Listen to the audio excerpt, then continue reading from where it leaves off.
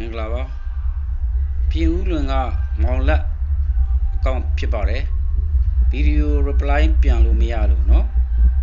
အဲ့တော့မိတ်ဆွေရဲ့ strawberry အသီးလေးတွေမှာအနက်ပြောက်လေးတွေဖြစ်နေလို့တဲ့ဒါကျွန်တော်တို့ anthracnose လို့ယူဆပါတယ်မဲ့ပြောက်စွန်ယောဂါလို့ယူဆပါတယ်เนาะ strawberry မှာလည်းယောဂါတွေကအများကြီးဆိုတော့လေဒီ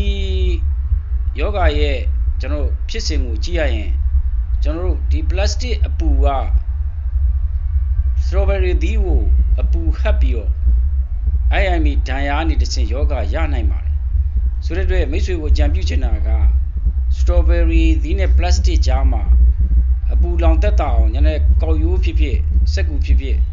ခံပေးစီချင်ပါတယ်လွယ်လွယ်ကူကူနဲ့တက်တက်တာတာနဲ့လုပ်လို့ရမယ်နီးလေးဘာကြောင့်လဲဆိုရင်ကျွန်တော်တို့ plastic အပူကနေပူလို့ရှိရင်ဒီ strawberry အသီးတဲ့အဆူဓာတ်နဲ့ဘာပဲဖြစ်ဖြစ်ဓာတ်ပြုမှာပါအပူလောင်စေပါတယ်เนาะအဲ့ဒါကြောင့်ဒီမှုယောဂအပြင်ဘက်တီးရီးယားပါဝင်တတ်ပါတယ်ဘက်တီးရီးယားဝင်မယ်ဆိုလို့ရှိရင်ဒီအသီးတစ်လုံးကနေပြီးတော့တစ်ပင်လုံးကူးစက်နိုင်ပါတယ်အဲ့တော့ဘက်တီးရီးယားဆိုတာလည်းနေရာအနှံ့မှာရှိနေပါတယ်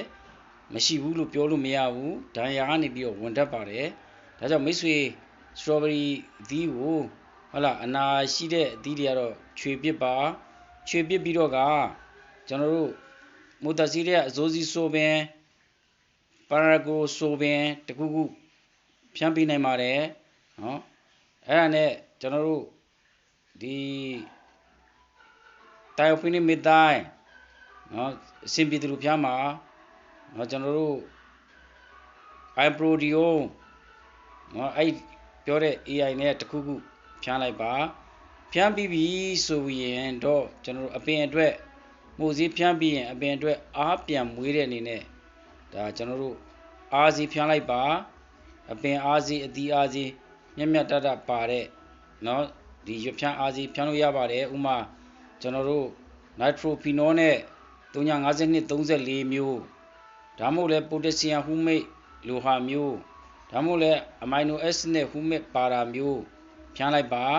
เนาะအဲ့ဒါမျိုးကိုပင်လုံးပြန့်ပိုးသက်ဆေးလေးနဲ့ရောပြီးတော့ဖြန်းနိုင်ပါတယ်အဲ့လိုစနစ်တကျပြုစုနိုင်မယ်ဆိုလို့ရှိရင်တော့မိတ်ဆွေရဲ့ strawberry ခင်းပြန်ပြီးတော့